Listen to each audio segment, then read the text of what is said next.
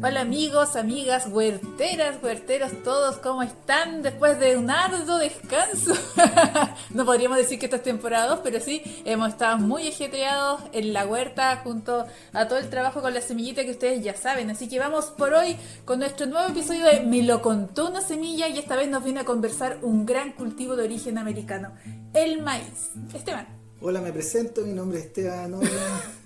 Soy de Biodiversidad Alimentaria. Oye, perdonen a todas y todos porque la verdad es que, como se dice por ahí, ha pasado agua, torrentes, aluviones, todo bajo el puente, pero aquí estamos vivitos y trabajando nuestra huerta como siempre. Felices de compartirles un tema que por lo demás escogieron nuestros socios y socias. Exactamente. Bueno, hace rato ya, esto es junio, fue nuestra última publicación, le contaba a Esteban, y no queríamos llegar en más meses, así que dijimos, vamos con todo con el maíz. Y hoy día les vamos a contar un poquito de este cultivo tan importante a nivel mundial, ¿cierto? Un cultivo que es nuestro emblema en América y por supuesto es uno de los cultivos más producidos a nivel mundial, Esteban. Uno de los cultivos que sirve para el alimento humano, por supuesto, sirve para insumo como para la alimentación animal, para los biocombustibles, ojo ahí que eso también es muy interesante, y para las industrias obviamente que extraen almidón, jarabe de maíz, aceite y otros derivados en general. Y su producción, imagínate, en FAO se dató que el año 2023 la producción ya de lo que era el maíz a nivel mundial era de 1.000.000 de toneladas, o sea, 1.2 mil millones en el año en curso. Wow. O sea, estamos llenos de maíz, pero para alimento, no. Exacto. Oye, sí, pues porque, bueno, el maíz, antes de entrar ya como a lo más productivo y todo, es como el cultivo símbolo, es como el niño símbolo de la agricultura, porque, bueno, aparte que yo creo que la transformación morfológica, fisiológica, genética que tuvo desde su ancestro, ¿no? Sí. Porque, no sé, ya nosotros podemos pensar ya el tomate, un tomate silvestre, el tomate tenca silvestre, no sé, la lechuga viene de la lechuguilla y ahí está, la zanahoria viene de la zanahoria silvestre y todo, que uno lo ve constantemente, están en el campo, presentes, ¿no? Pero en el caso del maíz, o sea, el teocintle es como una figura, digamos, del Olimpo, ¿no? Una figura que tiene una trascendencia, que tiene como una espiritualidad, que tiene como una, te diría yo, una magia de cómo de esa hilerita llegamos al maíz. Entonces, partiendo de esa base, ¿no? Es que digamos que el maíz es de esos cultivos que una vez hablamos hace mucho tiempo cuando el origen de la domesticación, es justamente uno de estos cultivos que da el origen a la agricultura. Entonces ahí está, es muy interesante cómo comienza ese desarrollo desde el teocintle, que es dentro, bueno, ahí se unifica todo criterio de investigación arqueobotánico y de la arqueología en general para hablar, obviamente que del teocintle viene el maíz, pero ¿de dónde todavía están Sí, peleando? por eso, indistinto a eso, pero, o sea, habíamos hablado del tema silvestre, pero el salto que se da desde el teocintle al maíz actual, yo creo que es un salto cuántico que no se ha dado en ningún otro cultivo, ¿no? No. En ningún otro cultivo uno ve una diferencia tal, o tan brutal, o tan maravillosa, ¿no?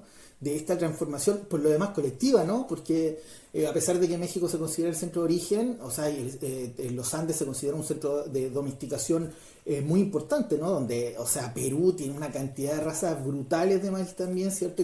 Que comparten también Bolivia, nosotros en la zona norte también compartimos algunas de esas razas de maíz. Entonces eso es lo que yo encuentro increíble, pero aparte de eso, imagínate, el maíz, o sea, fue el primer cultivo híbrido que se masificó en la historia del siglo pasado, ¿no? Entonces no fue otro, fue el maíz.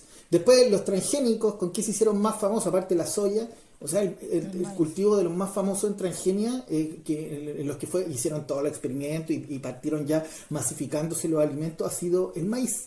Entonces, tiene ese tema y por lo demás también el salto al biocombustible, porque también es uno de los cultivos, o sea, el principal cultivo del cual se hace etanol, bioetanol, ¿no? Sí. Que es una especie, que es un combustible que tiene mucho uso.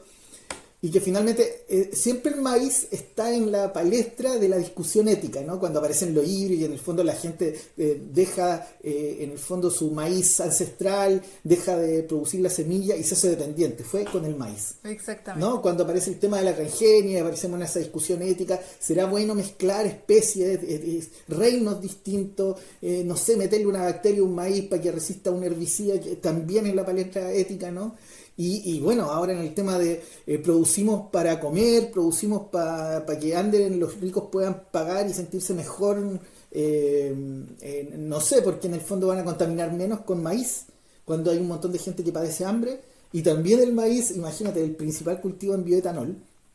Solo en Estados Unidos, imagínate, prácticamente casi el 50% del maíz que se produce en Estados Unidos se dedica a biocombustible. Imagínate. Estamos hablando, imagínate, solo en Estados Unidos 12 millones de hectáreas dedicadas a maíz. Y se dice que entre los cultivos que está el maíz y otros cultivos a nivel mundial, estamos hablando, no hay cifras, cuesta mucho encontrar una cifra exacta. Sí, de hecho yo me dediqué mucho rato en buscando cifras y fue... Pero mira, se habla más o menos de 34, hay algunos que dicen 40, pero entre 34 millones de hectáreas hacia arriba, a nivel mundial. O sea, qué brutalidad. Entonces, mientras los mismos que profesan que usemos maíz híbrido o maíz transgénico porque aumentan los rendimientos y vamos a alimentar a los pobres siempre con esa excusa, ¿no? De alimentar a los hambrientos, los mismos se están promoviendo, ¿no? Que millones de hectáreas se dediquen al uso de biocombustible en vez de irse al alimento. Y ahí es donde se les cae el discurso a los chiquillos biotecnológicos, ¿no? Claro. Y qué es lo que siempre hemos discutido nosotros en el fondo. Sí, ya, podemos pensar, démosle que algunos, los maíces son precoces, ¿no? Tenemos maíz en 3 meses, en 90 días, ¿cierto? En 120 días. Son muy dulces, ya llegan a ser un poco molestos. Pero tenemos eso, pero realmente es por eso, es porque es un negocio y lo que siempre decimos y siempre preferimos la verdad. El tema de la biotecnología, lo que busca, y si es su objetivo, está bien, que es ganar plata, ¿no? Es maximizar la ganancia, la rentabilidad. Por eso a nosotros nos molesta cuando se usa el tema como... del hambre mundial. Sí, como esta cosa así como de, no sé, tan altruista, ¿no? Y claro, que también ahora se está utilizando negamos. como una forma de defenderse o de sustanar todas las consecuencias de lo que es el cambio climático. Completamente. Y cuando sabemos que eso...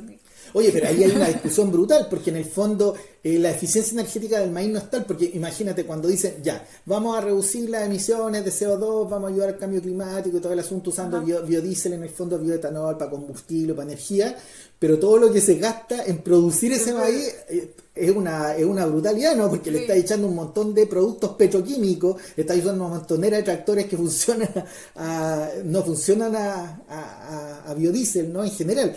Entonces ahí están las grandes discusiones y en el fondo nosotros asumimos, puedes tener un híbrido que sea más precoz, lo aceptamos, eso es así.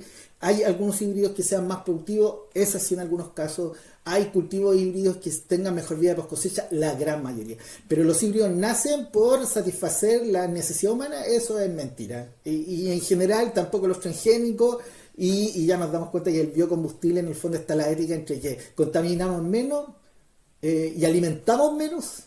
Porque finalmente esa es la gran discusión, ¿no? Pero finalmente muchos de uno cuando ve los grandes monocultivos que se ven en las instancias, en los caminos, no están destinados a la alimentación. O sea, no. Entonces de ahí ya cae todo ese discurso, pero por lo mismo...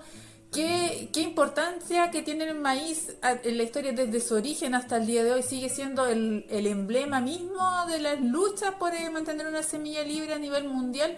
Se lo reconoce como tal y al mismo tiempo también, una de las luchas que más famosa existe es la que es de México, pues somos maíz y bueno, qué importancia que para ellos también que son el lugar del centro de origen de estos cultivos. Imagínense, nosotros por ahí le hemos compartido algunas fotografías del teocincle y nuestros socios, por supuesto, este año en esta campaña 2025 en nuestro catálogo pudieron llevárselo también los que nosotros hemos cultivado y por ahí podrán ver una historia asociada a eso.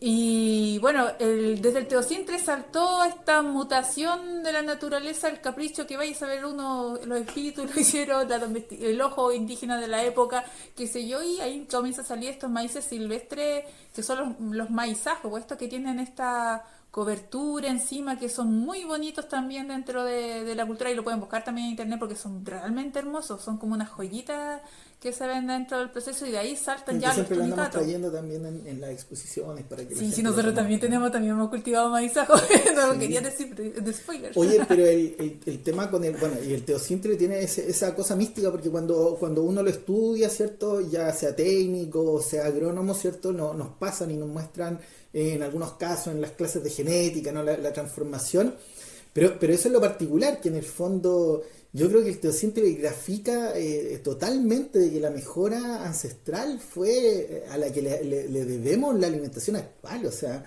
porque tú ves la transformación de teosíntesis a maíz, ponle fue el 99% de la transformación del maíz, y esto hacerlo híbrido, o no sé, hacerlo que sea más precoz y todo, yo creo que afecta en un 1%, ponle un 10%, pero la gran transformación la hacen los pueblos originarios, sin conocimientos técnicos, ¿cierto? O sea, de hecho, la gran mayor, digamos, Sí, lo que tenemos hoy en día en la alimentación proviene de trabajo sí. de pueblos originarios. O sea, el porcentaje que viene hoy en día de las nuevas, contemporáneas, digamos, en los últimos años, en realidad no tiene nada que ver con el origen de esa especie y su Completamente, domesticación. y tienen que ver lógicamente por un tema de negocios, por un tema comercial, ¿cierto? Por un tema que dista mucho de lo que fueron los pueblos originarios, ¿no? Que era algo colectivo, ¿cierto? Que era algo de todo, y bueno, estamos claros de que todo esto también va apernado a los derechos de propiedad intelectual, pues. Entonces, pero lo interesante de esto es ver cómo se va transformando el maíz y cómo llega hasta nuestra época.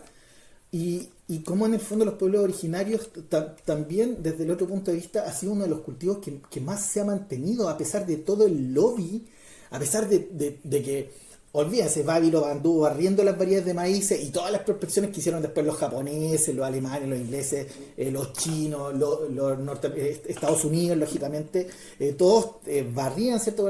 Con una montonera de maíces, ¿no? Y precisamente ahí juntaron esta base genética que ha permitido que en el fondo tengan ahí para entretenerse y hacer Es sus que la cosas y todo. cantidad bueno, las razas de maíces, que son más de 300 razas, imagínate, aparte de cada una de sus variedades que tienen por cual, permite una cantidad de diversificación de usos Sí, culinarios y medicinales que es brutal.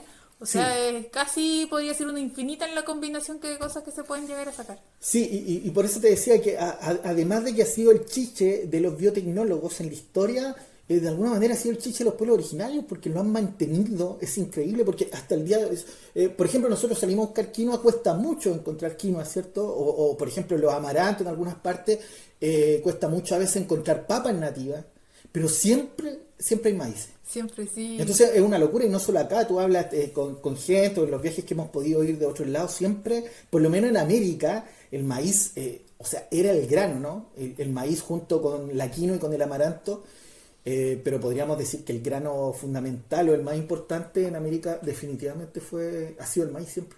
Siempre, siempre está asociado también a procesos.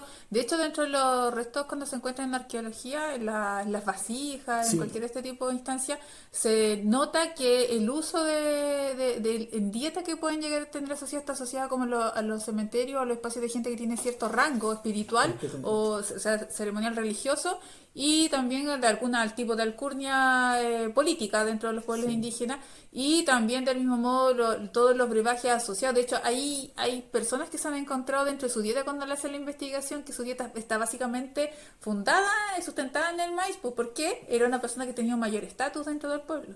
Entonces Sí, es súper exacto. loco. Y bueno, y cuántas entierros se han encontrado con este cultivo dentro en las manos de las personas, en El arte ataítos, absolutamente el asociado arte del súper maíz, asociado. no sé, petroglifo, de dibujo, imágenes, O escultura. sea, es un cultivo que está asociado, digamos que cuando vemos hablar, por ejemplo, de quinos y amaranto, están asociados a ceremonias, deidades, toda la cosa. Pero el maíz tiene un dios en cultura, así a ese punto. Y dentro de la oralidad del relato del origen de la humanidad, está hecho también de harinas de maíz. Entonces, dentro de los pueblos del centro de Centroamérica. Entonces, es su relevancia dentro de la oralidad, de la medicina, de todos los ritos asociados con el mismo que no deja de asombrar cada vez que aparece dentro de algún lugar y te dicen, oye, esta mazorca, este resto que se encontró tenía, no sé, pues 2000 años y tú decís como, ah, pero bueno, ¿de qué te puede sorprender si lo tienes en piedras que están ahí Y tipificadas hace bueno, miles esto también? lo dijimos también en uno de los podcasts, pero lo repetimos. ¿Te acuerdas que en el fondo la palabra maíz viene del taíno, no del náhuatl? No, Ah, no sí, viene de México, ah, sino que del verdad. taíno, que era, bueno, el taíno es el primer idioma que escucharon los españoles cuando llegaron acá, ¿no? Bueno, los taínos fueron los primeros en desaparecer también. Y ellos le llamaban, le pusieron maíz, que en el fondo es la fuente de vida, po. Claro, Imagínate, o lo que sustenta la vida. O sea, a ese nivel de importancia tenía el maíz como para decir lo que sustenta la vida. Es brutal la profundidad de eso, ¿no? Así que... Pero bueno, eso es lo maravilloso que se ha logrado mantener. Hay muchas variedades que seguramente en países que como Chile a veces tendemos siempre a la búsqueda de material no como algo patrimonial ni no como algo colectivo. Siempre tiene que ver con prospecciones que se van a banco de germoplasma. No es como esto más colectivo como en Perú, como uno lo ve en Bolivia, ¿cierto? Como lo ve en México, en Guatemala, que es como se mantiene el maíz en los intercambios y todo eso. O sea, de hecho se mantiene el teocintre, porque uno sabe que están en ciertas comunidades aisladas Sí, y lo mantienen desde dos perspectivas. En Una, por México. la espiritualidad y religiosidad del pueblo, y también por un tema de seguridad alimentaria, porque es el único que cuando hubo una hambruna, ¿te acuerdas en México que está datada también dentro de la historia, que se me olvidó qué año fue? Pero hubo una hambruna por un contexto climático importante y que no podían cultivar maíz. Y la gente que tenía el teocintre lo cultivaba y de él sacaba harinas, que son durísimas, decían en todo caso, pero aún así era lo que te saciaba del hambre y te permitió Sí. sobrevivir en estas Bueno, circunstancias. pero aún así, o sea, yo conozco gente que ha viajado a México específicamente a buscar teocintle y entre que no lo encuentra y entre seguramente también la gente no siempre lo da, ¿no? Claro. Pero no es algo, o sea, que tú vas a México y te encontrás con teocintle. Yo estuve en varios intercambios de semillas y en ningún intercambio de semillas vi teocintle, ¿no? Entonces, y de hecho, conversé con mucha gente en México que andaba buscando teocintle. Entonces es cierto, bueno, México es un país súper grande también, Claro.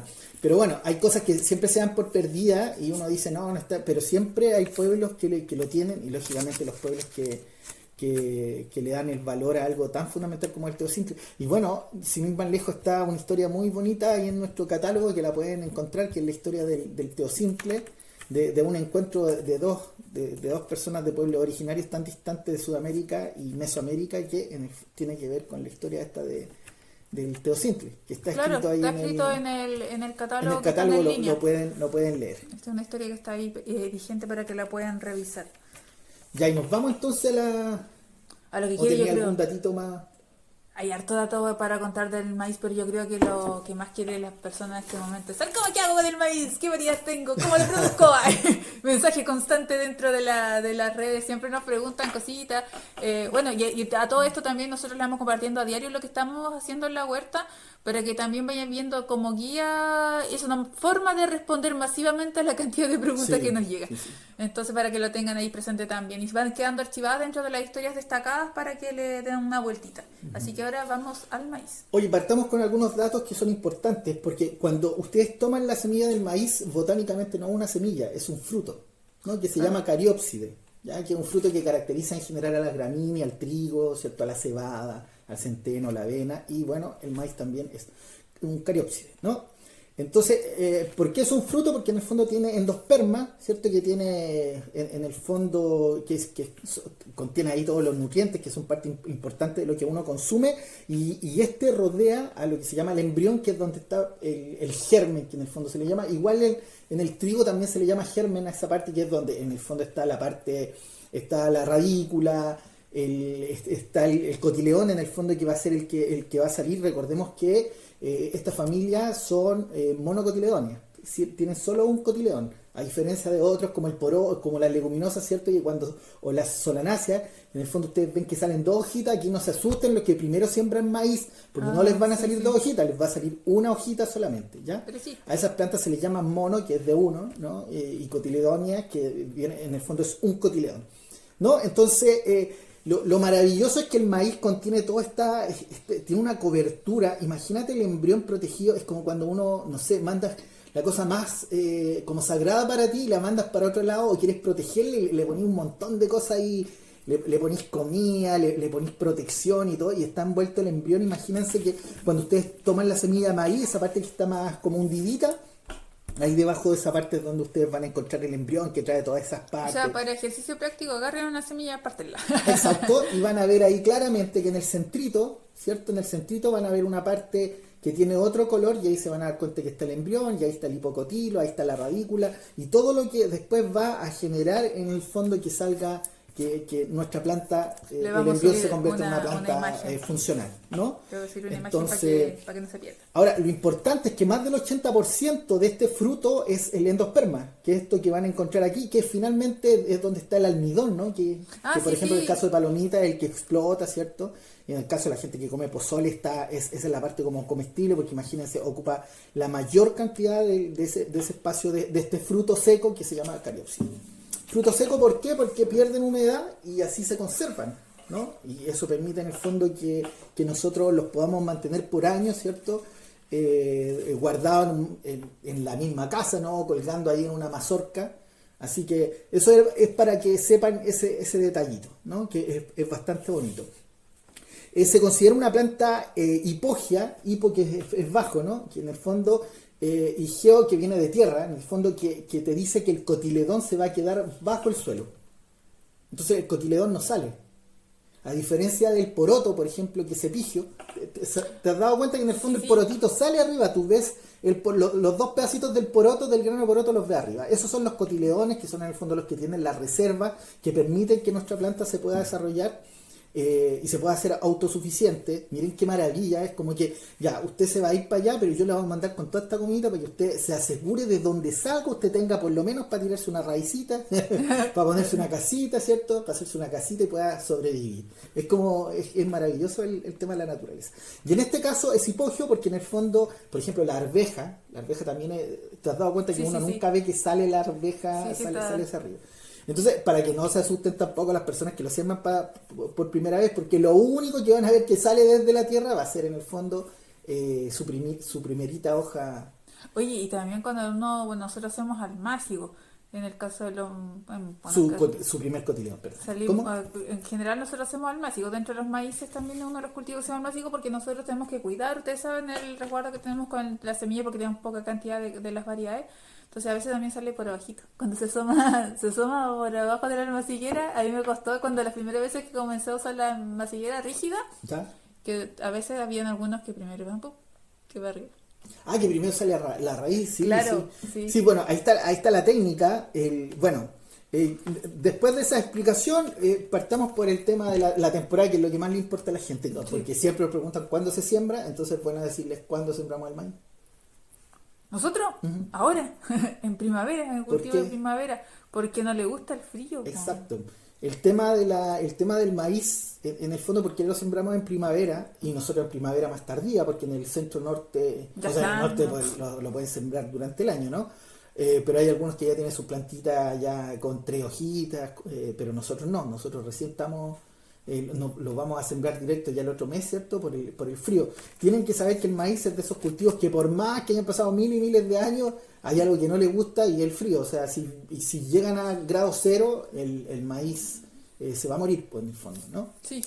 Entonces, por eso, eso es lo bueno. Entonces, sepan que están en el momento, donde estén en Chile, están en el momento aún, porque si están más al sur, todavía ni siquiera lo tienen que sembrar. Pero en la zona central, están en el momento ideal, ¿ya? Lo segundo es escoger la variedad, porque tenemos una montonera de variedades. Sí. Sí, eso Entonces, ¿cómo también es escogemos cierto. las variedades? Ahí es importante conocer el ciclo productivo de la variedad.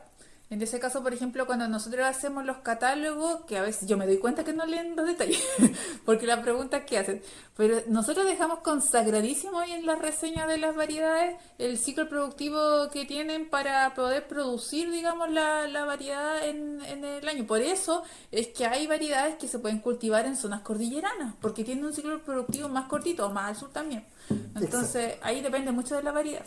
Sí, pues entonces sería en el fondo buscar la limitante, que sería, por ejemplo, como dijimos que no les gusta la helada, lógicamente voy a tener más limitante en lugares donde hay mucho frío, ¿no? O donde los ciclos son muy cortos. El ciclo en el fondo primavera-verano dura muy poco, que es ya la zona sur, desde el Biobío, o yo diría desde Temuco hacia el sur, y desde el Biobío hacia la cordillera. Claro. Entonces ahí lo que nos manda a todas esas personas que están, a las personas que nos escriben desde Chiloé y todo, la idea es buscar maíces que tengan ciclos cortos, ¿cierto? Que se van a poder desarrollar en ese periodo que es mucho más pequeño. La gente del norte no se preocupa, pero aparte hay unas variedades que son larguísimas, ¿no? O sea, que tienen ciclos muy largos, que son por ejemplo los capios, los maíces que son clásicos del norte, que el pueblo aymara y el pueblo quechua los mantuvo siempre, que son esos de dientecitos grandes, ¿cierto?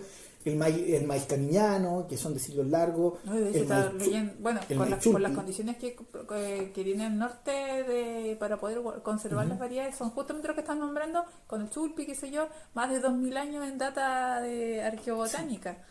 Ese tipo de maíces, justamente porque están por allá. O sea, estamos hablando de maíces que ni siquiera la abuela, o sea, estamos hablando de maíces ya milenarios, ¿no? Claro. Entonces todavía, bueno, en las condiciones que tiene allá el territorio se pueden conservar, no así en el sur, que es mucho más difícil, porque la humedad que existe no se puede identificar las datas, pero sí se saben que estaban acá cuando ya llegan los españoles, están en las crónicas datadas de la presencia de los maíces en Sí, otros en cultivos. todo Chile, ¿no? Cuando Sí, Valdivia también se metía acá, decía que encontraba como cuarteles sí, sembrados con sí, maíz. En Molina también menciona sí.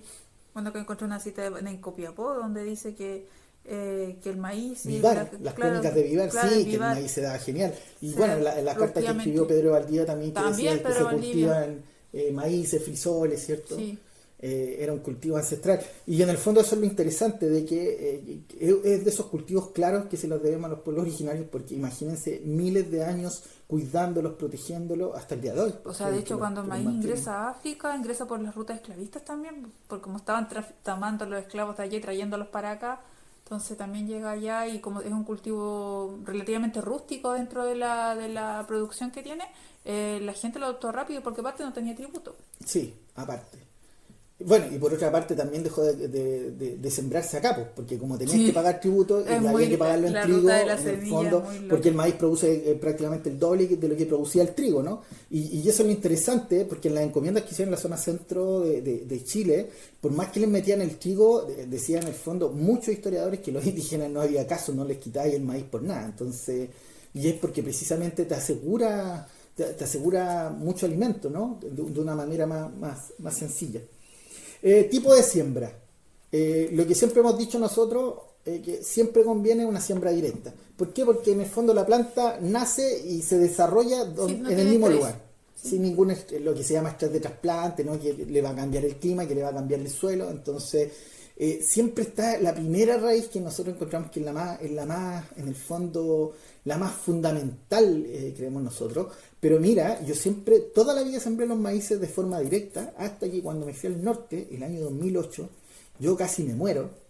Y es súper interesante porque la primera vez que nosotros publicamos en las redes sociales, ¿te acuerdas que hicimos el masivo de maíz? Y hay gente que, oye, ¿cómo? Si, así como que los clásicos secos, los clásicos asesores de PDF, que no Sí. tienen idea de la realidad. Y en el fondo, bueno, tengo que confesarlo, la primera vez que yo llego donde un productor con un gran personaje, un tipo admirable, realmente muy capo, y llego a su casa y tenía una turronada de almacilleras llenas de maíz, y a ver, yo jamás pensé, no, este tipo está errado. Quería aprender porque sabía que el tipo era tan seco.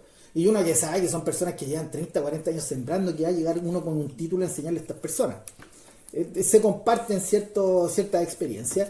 Y bueno, era súper sencillo. Yo le dije, oiga, don Carlos, disculpe, ¿por qué usted hace almácigos? Me dijo, se lo explico en una sola palabra, pájaros. Listo, fin de la conversación. Que los Es pájaros que, son terribles bueno, con los maíces. bueno, yo no recuerdo bien qué pájaro era, pero bueno, el maíz que sembraba, me decía él, era maíz que le sacaban. Entonces ya era una brutalidad porque le sacaban la semilla. Y ojo, que el tipo no era orgánico, ni era agroecólogo, ni agricultura regenerativa, no. Le ponía. Químico duro, ¿no? Que le tiraba eso, de repente sus fosforados, sus carbamatos, que tienen un olor brutal, ¿no? Y que de hecho esos pesticidas son tan fuertes que en el fondo eran repelentes, o sea, repelentes de todo, porque no entraban ni los pájaros ni uno tampoco, porque el olor que tenían era brutal. Entonces, pero ni siquiera eso, los pájaros llegaban y se los comían, punto. Entonces la pérdida que tenía era enorme. Entonces en el fondo dijo, oye, o produzco maíz, ya a él le convenía, porque en la zona, en los valles transversales, en el Valle Huasco, te conviene salir antes, porque sales con un muy buen precio en el maíz. Entonces, ¿qué es lo que pasó? Que dijo, listo, me comen la semilla, en el fondo la semilla seca o la semilla invivida, pero no comen el plantín.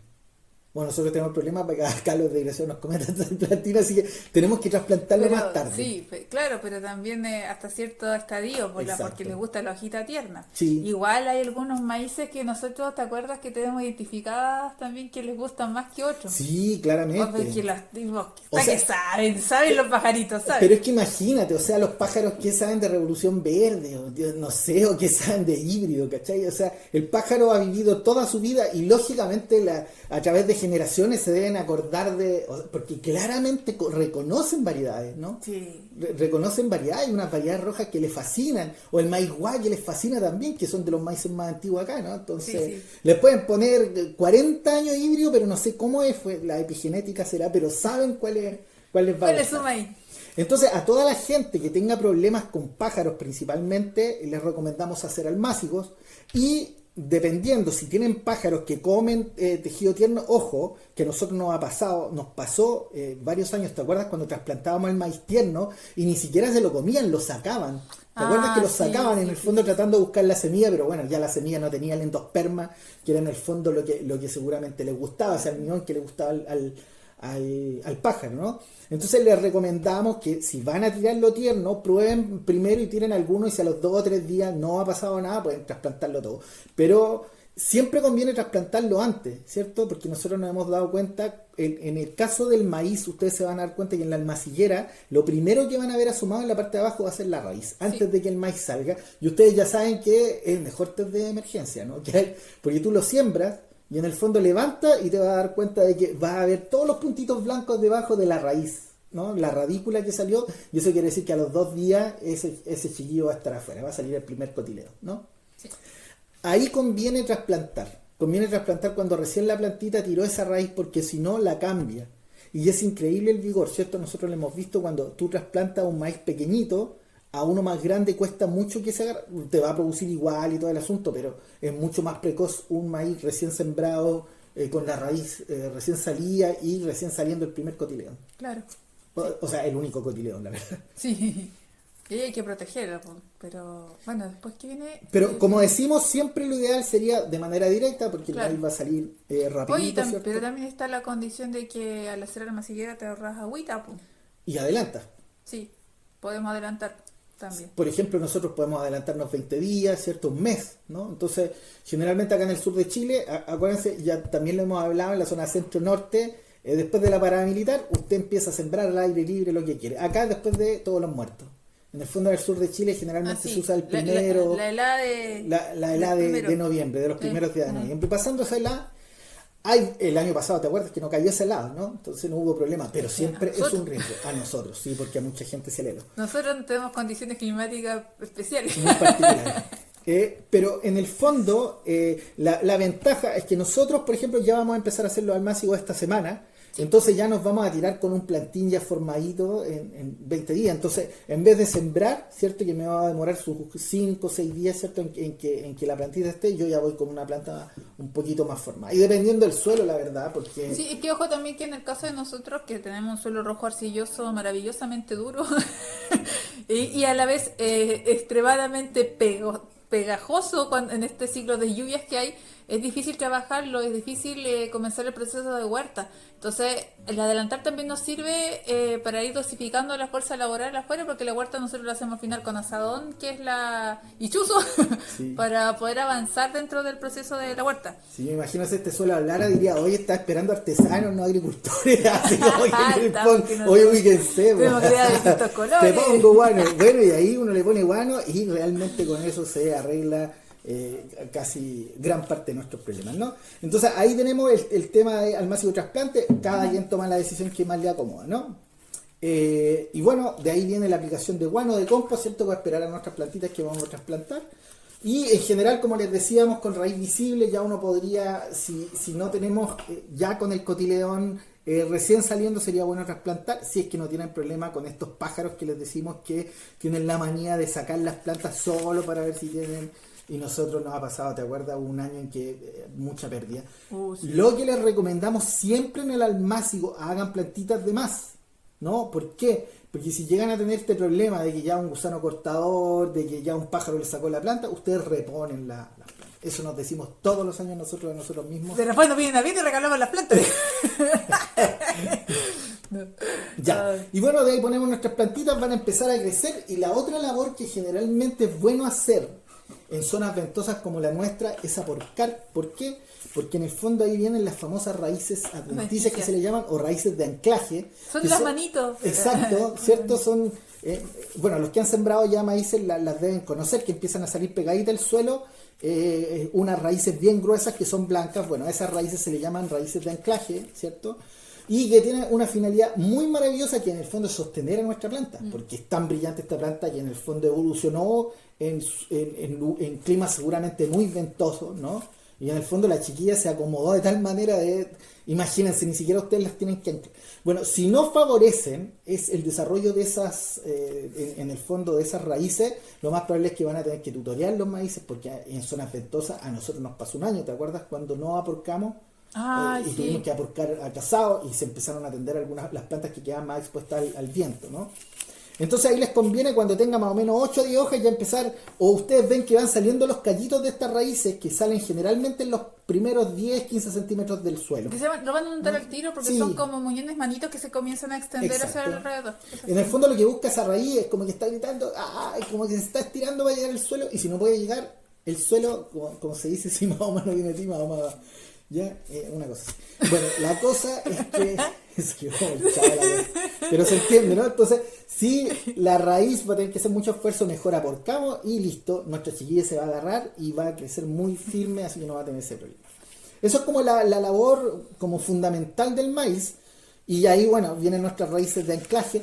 Ahora, estas raíces, es súper importante decirlo, que la misión fundamental es anclar para que no se produzca el encamado, así se llama en términos técnicos. El encamado es que se tendieron las plantas, y eso pasa en algunas partes, por algo ya tiene hasta su nombre técnico. Así que con esas raíces de anclaje, ustedes van a tener unos maicitos bien firmes que van a resistir cualquier embate climático, ¿ya?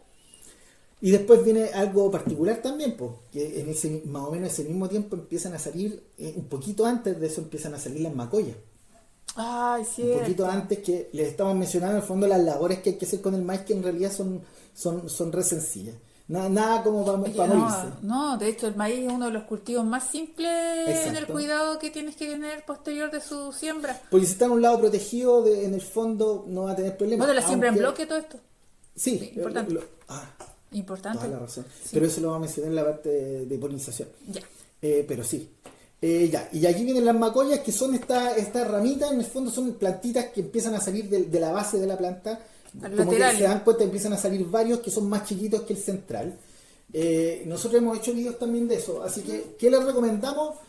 En el fondo, si tienen suelos ricos, que son como vigorosos y tienen harta agua y no sé, están en un suelo trumado, si quieren dejarlos tampoco no hay problema. Va a crecer la caña principal que tiene la lámina en la cordillera, y que son esos suelos ricos, negritos, fértiles.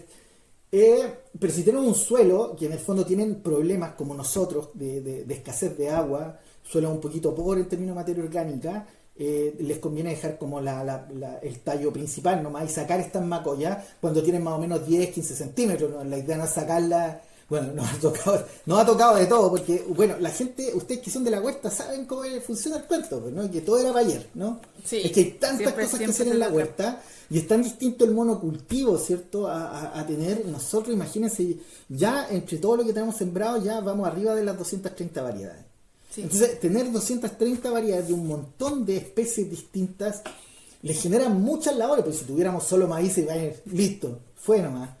Pero Claro. aparte de que cada maíz tenemos distintas variedades, entonces los ciclos son distintos, la emisión de macoya es distinta, ¿cierto? La Sí, emisión de la terminas un raza sector, es tienes que distinta. volver al otro, y tienes que ir Exacto. para allá y después vuelves de acá, y al final. Y bueno, es nos muy pasó un complejo. año que tuvimos muchos porotos, que te acuerdas que dejamos los maíces que crezcan solos, y bueno, después dijimos, como faltaba agua, lógicamente si hay más masa foliar va a haber más demanda hídrica, y le sacamos ya las macoyas, Estaban grandes. casi con mazorca. Sí, sí, claro. Son productivas las macoyas en algunos casos, pero realmente Ay, a mí no, me costó no, no mucho sé. sacar macoya porque yo decía, pobre plantita, no sé qué, dice cualquier show. Pero finalmente después me di cuenta que sí, porque en este contexto les Sí. beneficiaba bastante a la planta. Pero bueno, cuando uno deja la macoya pasar, ese, A los chanchitos les gusta. pero por supuesto, a los chanchitos, a los pollos, a las cabras, a las ovejas, y tienen a la gente que quiere, que les falta de repente alimento animal, o sea, la producción de macoya las pueden dejar crecer un poquito más, y es un material verde súper palatable para los animales en general. Así que es muy buena opción. Y es muy raro que una macoya sea igual que el tronco central y produzca una mazorca igual. Así que realmente nosotros recomendamos, si tienen una buena densidad de plantas, más o menos 6 a 7 cañas por metro lineal, estamos bien, ¿no? Sí. Entonces no hay problema con eso. Así que hay varias hipótesis de un montón de cosas, pero en términos prácticos nosotros hemos visto que es muy varietal, ¿no? Hay variedades, Sí. especialmente las variedades tradicionales y especialmente las de acá, o sea, hay algunas que tienen una capacidad de tirar macoya increíble y eso es súper interesante porque para la gente que quisiera producir maíz forrajero, por ejemplo, que Exacto. produzca harta macoya es Macoya ideal. maravilloso, ¿no? Sí. Para ensilar y todo eso, entonces Porque ahí finalmente pueden verlo. vas conociendo tu variedad y puedes escoger tu variedad específica para lo que tú quieras en general, pues son tantas. Completamente. Así que ahí tenemos, y después, bueno, de estas cositas prácticas, después se viene la emisión de la panoja. Lo primero, acuérdense, lo primero que siempre sale en la planta es la panoja. No se asusten cuando ven que está saliendo la escobita arriba y en el fondo no han salido los famosos pelitos que uno le llama. Generalmente sale algunos días, con una diferencia de 7, 10 días, sale la parte masculina. Acuérdense que estamos hablando de una especie monoica. ¿Qué quiere decir monoico? Mono es uno, ¿cierto? Que en el fondo oico es como es una sola casa en el fondo. O sea, en una sola planta yo tengo los dos sexos separados. ¿Ya? Dioico es cuando yo tengo los dos sexos separados entre plantas. O sea, cada planta tiene solo un sexo. O sea, tengo plantas macho, planta hembra. Que es lo que pasa en algunos frutales, lo que pasa en el maqui, lo que pasa en la araucaria. ¿Cierto? La araucaria es muy claro, ¿no? Sí. Ustedes ven cuando tienen esas cositas largas, ese es el macho. Y en el fondo las que tienen coquitos, allí es distinto, tienen coquitos son las hembras.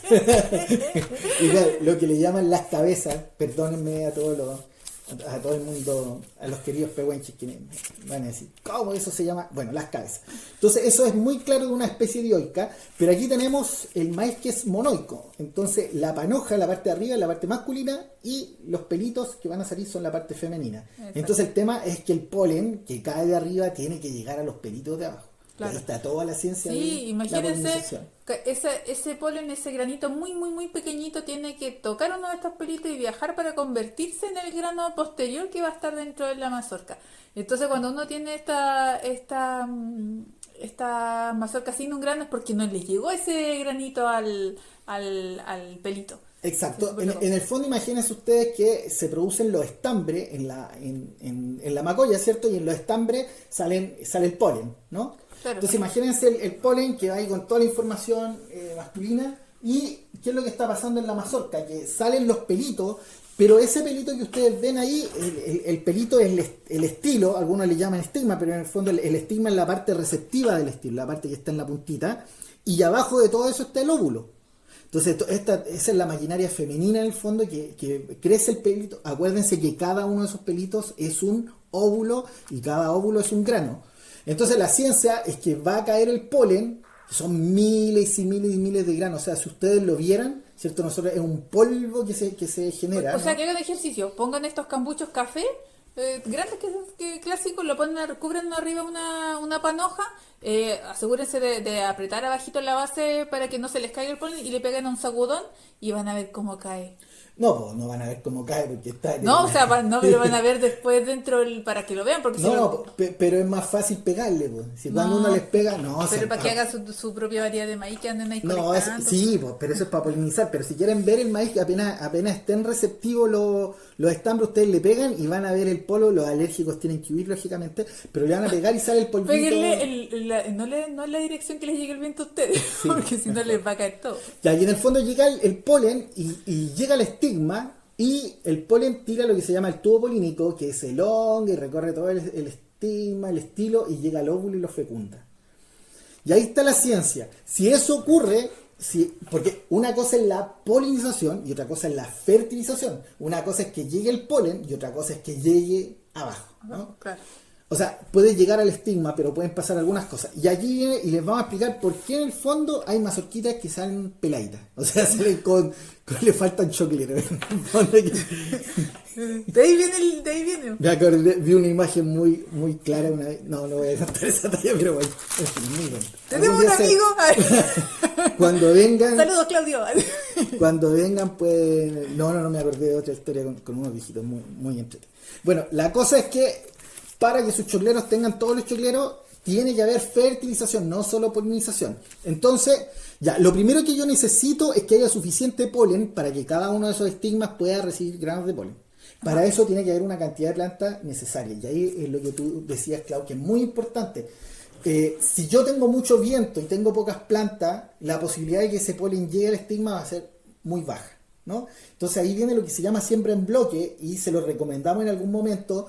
Hay muchas personas que nos han dicho, mis maíces crecieron mal porque puse una hilerita al borde de mi huerta y no se polinizó. Siempre el maíz, idealmente sembrarlo en bloque, o sea, sembrar varias hileras juntas, no una sola hilera larga.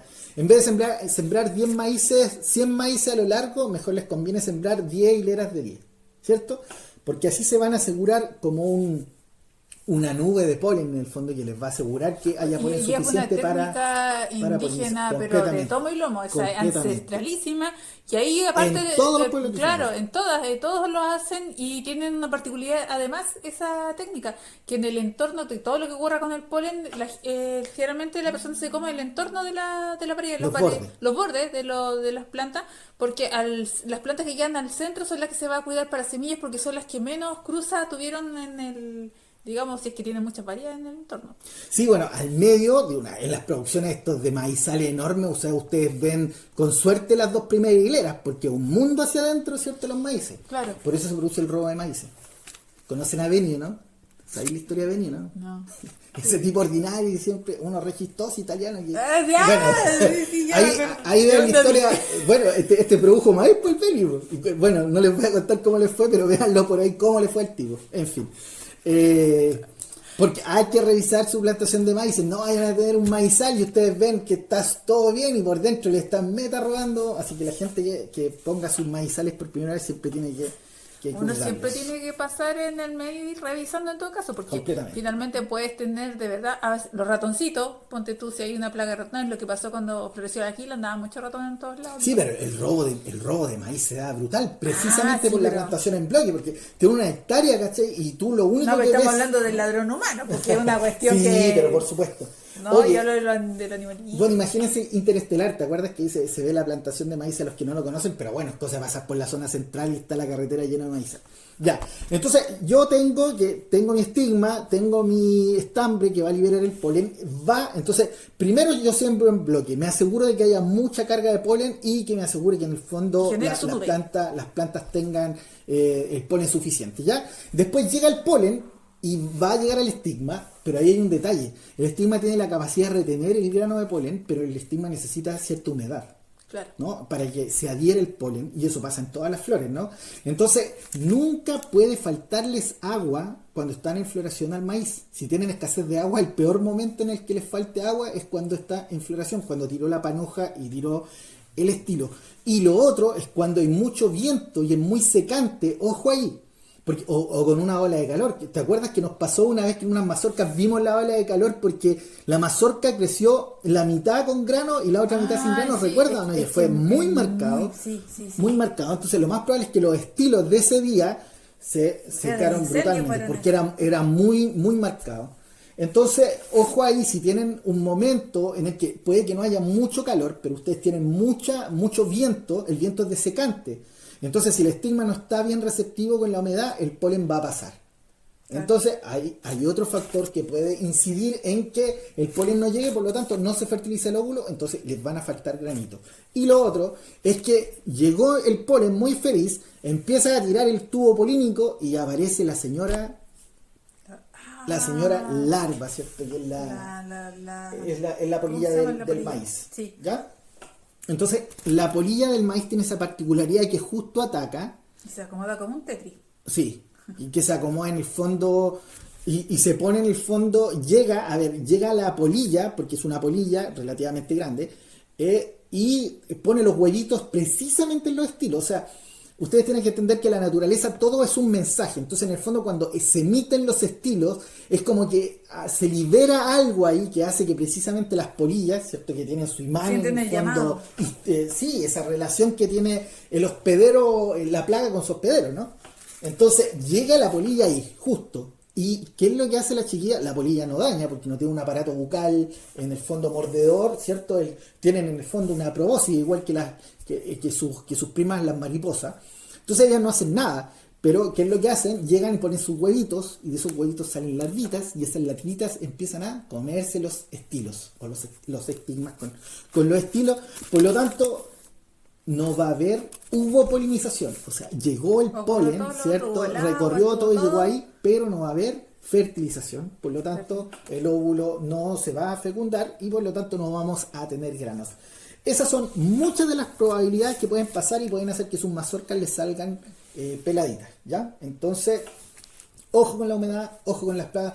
¿Qué pueden hacer con las plagas? Bueno, en las producciones comerciales yo ni les cuento, porque son 14 días que tienen de aplicar productos, piretoides, y otros productos, ¿no? Que en el fondo se preocupan de tener siempre protegido en el fondo los estigmas, cosa de que si viene una polilla y pone el huevo, salga la larva, se muere, o sea, come el primero y se murió, ¿no? Entonces, o se pueden, algunos usan trampas, ¿cierto? Y eso, pero hay zonas donde la polilla del maíz es brutal, ¿no? En la zona norte, yo creo que esa es la ventaja de Toco Madera. Que en el fondo acá es muy raro, ¿no? A pesar de que aparece esta plaga, no es muy cotidiana, ¿no? Pero es la clásica larva que ustedes cuando compran un maíz en la feria se han dado cuenta, ¿no? Que no se los venden limpios, ¿no? Sino que les ponen el maíz y usted lo ve re bonito. Yo les voy a decir un datito.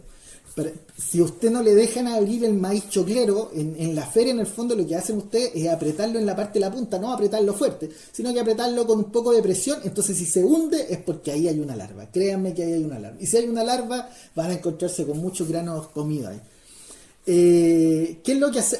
Una vez la larva adentro, ya imagínense todas las hojas que tiene en el fondo la mazorca, ¿cierto? Que van protegiendo se va protegiendo a la mazorca, ¿cierto? Hacen prácticamente imposible que entre un producto, o sea, controlar ya una larva que entró ahí es casi imposible, ¿no? Entonces, la idea siempre es mantenerlo protegido ahí. Y ¿qué es lo que les conviene? Por ejemplo, nosotros, ¿qué es lo que hacemos? Cuando queremos proteger una variedad, les vamos apretando constantemente las puntitas de las mazorcas y si hay una larva se muere rápidamente y eso no da resultado.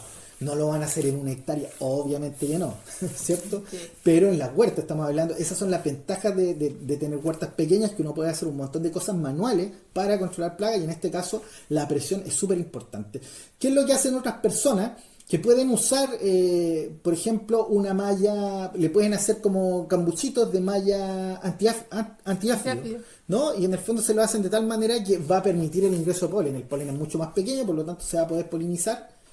O apenas se polinice y ustedes ya vean que cayó el maíz, ustedes pueden ayudar en esto porque le van pegando a las mazorcas. Ojo la gente que quiera producir maíz en invernadero, porque si no hay viento tampoco no se mueve, por eso se llama una polinización anemófila, que es polinización por viento. Necesitamos viento en esto. Entonces cuando nosotros hemos producido, ¿cierto? ¿Te acuerdas? Con malla, nosotros le pegamos a las cañas, cosas que boten el polen y se pueda fecundar. Pero una de las cosas que se puede hacer, hay unos chinos que le ponen hasta una botella, salen unos videos ahí que le ponen la mitad de la botella, se la ponen ahí y evitan en el fondo, pero eso después de una polinización, ¿no? Así que la ventaja de la polinización manual, en el fondo, es que ustedes pueden tomar el polen, ¿cierto? Se lo echan al estigma, después llegan y le ponen un cambucho, entonces ahí se van a asegurar en el fondo que no llegue polen de otra variedad. Que es lo que yo estaba comentando, porque arriba se pone para obtener el polen, después usted pasa por cada una de las mazorquitas polinizando. Completamente, y en el fondo nos aseguramos de que no ingrese una plaga tardía, ¿no? Entonces, esa es la ciencia en el fondo para que tengamos una mazorca llena, en el fondo, ¿no? Ajá. Y después... Y bueno, después tenemos después cuando se fertiliza un grano, después el grano lógicamente empieza a crecer, y ahí aparece lo que se llama el grano lechoso, que tiene un porcentaje alto de humedad, que en el fondo es el maíz choclero, que es el estado en el que la mayoría de los chilenos consumimos. Nosotros en general sí, chuchoca puede ser, pero no somos muy, como otros países, como muy asidos a consumir harina de maíz, ¿cierto? La maicena sí, pues, la fécula sí, pero harina de maíz no somos muy de tortilla, todo eso como ha ido ingresando, o sea, comparativamente hablando con países como Colombia, o especialmente con países como México, ¿no? Entonces nosotros generalmente comemos el grano lechoso, después viene el grano pastoso, y que ya está un poquito pasado, cuando ustedes encuentran como se han dado cuenta de comprar en la feria el grano choclero, y en el fondo es como más espesito, eso ya es el grano pastoso, y está a punto de llegar al grano en el fondo dentado, que es cuando ya se empieza a secar el grano, ¿no? Y en el fondo culturas lo consumen tanto en grano seco como en grano lechoso, y nosotros Y ojo somos más que lechosos. ese desapego por el consumo del grano en la transición seca tiene que ver con la modernidad, porque finalmente está también el haber encontrado en piedras de molienda harinas de maíces, y de hecho nosotros en nuestra experiencia, que no es que fuimos al pasado, sino que estuvimos visitando una Lamien alguna vez, Esa historia es estábamos muy buena. compartiendo, nos dieron agüita, nosotros agüita con harina, tostada. Y nosotros no somos muy asiduos a eso, de hecho casi no consumimos gluten y cosas así en general, y aparte que la harina tostada, aunque tenga harina, igual te hincha. Entonces, pero recibimos la harina y no nos pasó nada, no nos hinchamos y la encontramos tan rica sin echarles azúcar, que tampoco consumimos mucho azúcar. Y resulta que después, entre medio de la conversa, nos estaban mirando, yo súper ansiosa porque querían que descubriéramos lo que estábamos haciendo, y nos habían dado harina de tostada de maíz. Y ahí Sí, qué viene una notable. comprensión, después de buscar algunos antecedentes históricos, tal cosa, viene a comprender uno que por qué los viejitos consumían una harina tostada para saciar la sed, cuando la harina tostada que saciaba la sed efectivamente debería poder ser cualquier otra harina, no la de trigo, porque la de trigo no te Exacto. sacia la sed, Sí, te hincha, las completamente. otras no. Oye, bueno, a los maíces antiguos se les llamaba maíces indios, a estos que tenían en el fondo, ese es un concepto que se le da técnico, o sea, los investigadores le llaman maíces indios a la mayoría de maíces que consumimos nosotros, que son estos maíces conios, que son más redonditos, ¿cierto? Que no tienen esa hendidura, que no son dentados en el Ah, fondo. claro, Y eso se caracteriza porque tienen almidón duro en todos lados. Por lo tanto, cuando se deshidratan, quedan así, no cambian de forma, no ¿no? se hunde. Pero los maíces dentados en la parte central, que dicen que tiene que ver con la selección más moderna del maíz, en la parte central tienen un maíz que es más blando, y cuando se va deshidratando, esa parte se hunde y se produce el efecto que en el fondo le llamamos al maíz dentado, ¿no? Entonces, en el fondo ese es un dato súper importante, porque gran parte de la mayoría, o sea, la mayoría de los maíces tradicionales no son dentados, pues, ¿no? No, no. Y son de muy diversa índole, de tamaño de esos granos grandes. Formas, Eh, colores. hay quien hay para aburrirse. Cuando nos preguntan cuál es nuestro maíz, dame una sugerencia, depende. Sí. Oye, nosotros en general, no sé qué pensáis tú, Clau, pero somos fomes para consumir maíz porque, o sea, lo digo yo, Se pero en nos general con toda olvida. la gente que ha hablado, en el norte es maravilloso porque, imagínate, yo me acuerdo que una vez llegué y estaba en Colchane, creo, y andaba con una amiga muy querida, y bueno, me invitó a comer y ahí vendían platos en Colchane, pero te vendían en una bolsita, venía una porción de carne de llamo, venía una papa blanca, que era tradicional, dos papas blancas y venía un maíz blanco. Estos o sea, de los super granos, pues, ¿no? Y eso, los maíces Todo el norteños norte. se caracterizan Sí. por ser esos Qué granos ricos son esos granos. muy grandes. Oye, pero es que era un plato y te compráis tú la bolsa y en una bolsa venía el menú. Y nos fuimos comiendo en el auto pero era una maravilla, ¿no? Pero bueno, ellos hacen pululos con el maíz, tenemos las palomitas, pero son como esas cosas que hacemos con el maíz, pero en general no nos comparamos no somos de tortilla tradicional de hacer maíz, po. No. Y una de las cosas que a mí me tocó probar en un encuentro que fue en México fue probar el pozole. Ay, qué te fijaste. Oye, es muy buena esa porque, bueno, uno chileno, bueno para la carne, po. Entonces me acuerdo que fue un encuentro del maíz maravilloso. Le mando un saludo a tanta gente hermosa que yo conocí. Hay mucha gente querida, a la Nere, a la Lucía, pero al gran Antonio, que fue el que nos recibió en una casa maravillosa en México, en Guadalajara. Hasta el día de hoy conversamos, me mostró su huerta, nos mandamos fotos y nos compartimos cómo van nuestras huertas. Personas maravillosas. Ese encuentro se hace generalmente a fines de octubre o de noviembre. Estaría interesante, sería una maravilla. Siempre me están esperando, imagínate, fue hace 10 años. Y bueno, cuando se armaron las parrillas, yo dije, esta es la mía, pues estaba re feliz yo, pues así que me puse ahí el fueguito, empecé a poner buena cara a todos, porque recién venía conociendo, ellos se conocían todos y era el primer día. Y de repente todas las parrillas se llenaron con ají, no podía creerlo. Eran puros chiles, que le llaman ellos, puros chiles asados. Y más encima sopa. Y yo dije, no, es que me muero con un pedacito de carne. Y me sirven una sopa, nunca me voy a olvidar. Y yo llego y la como, y como que tenía limón, una sopa muy rica, y habían unas cosas flotando, gorditas, así como con hartas formas. Y yo dije, chuta, esto como que parecen marisco, sin mentirte. Entonces llegué, me las comí, y no sé, pues no le encontré la textura del marisco, pero eso como de limón, y me los comí, lo encontré muy rico, y era el pozole. Y en el fondo el pozole es que en el fondo usan ciertas variedades de maíz que lo hinchan, ¿cierto? Lo hacen hinchar, el tipo revienta, suelta la testa en el fondo, que es la cáscara como le llaman algunos, y en el fondo como revienta y toma una forma como... Pozole viene de espuma, como espumoso. Pero te juro que era una cosa, no podía creerlo. No podía creerlo. Yo conversaba y les decía que, le pregunté lógicamente qué era, y me dice, no, pues pozole. Pero explíqueme que el pozole, no, el maíz, para ellos es re difícil explicar porque para ellos es tan común, ¿no? Entonces ellos te dicen maíz, pero ¿cómo va a ser maíz esto? Entonces la cantidad de preparaciones que tienen, y bueno, las tortillas y todo el asunto, pero tiene que ver también con ese proceso que tú también le puedes explicar a la gente, porque, claro, que es la nixtamalización. Ah, claro, sí.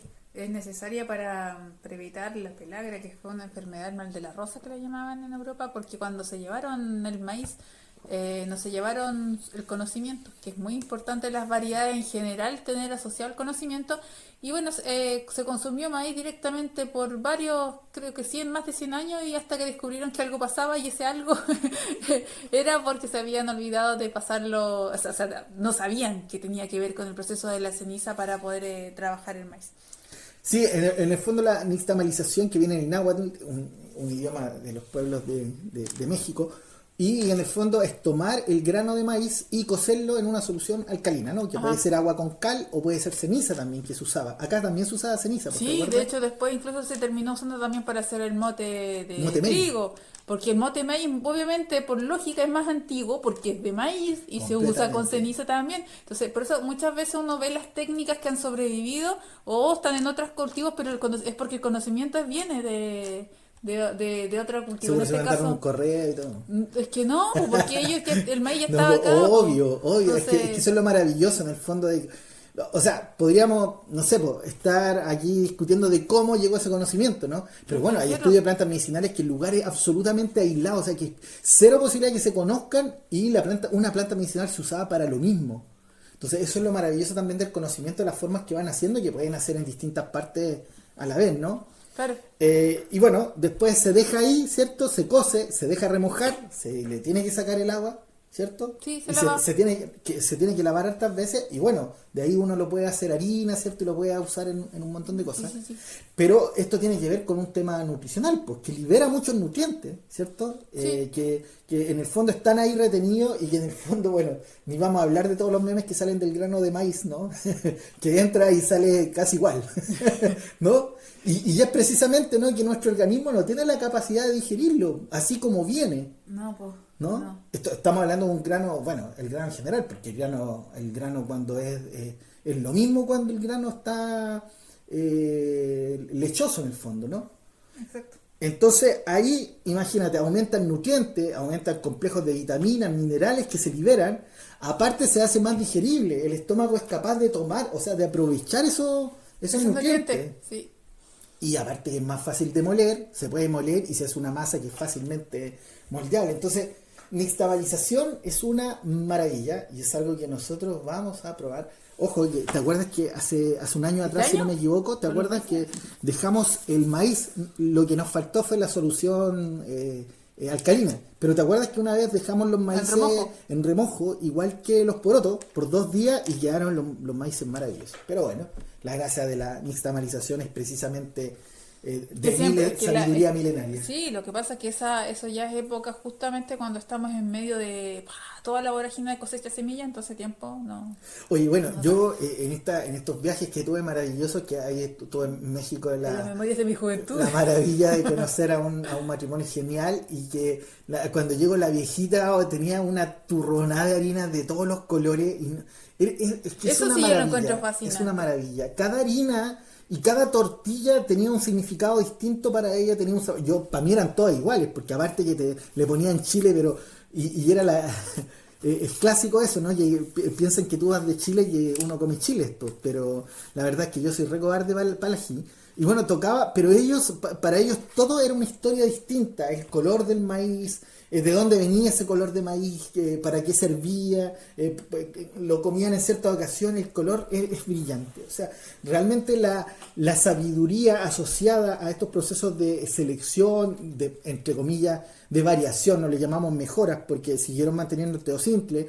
El tomate tenca lo seguimos manteniendo, a pesar de que el tomate tenca viene en los tomates comerciales, o la frutilla blanca de la cual viene el fresón que Y pues conocemos. también como distintos cultivos, no solamente del maíz, pero en el caso particular, ya que estamos hablando del maíz, también hay cultivos específicos que tiñen.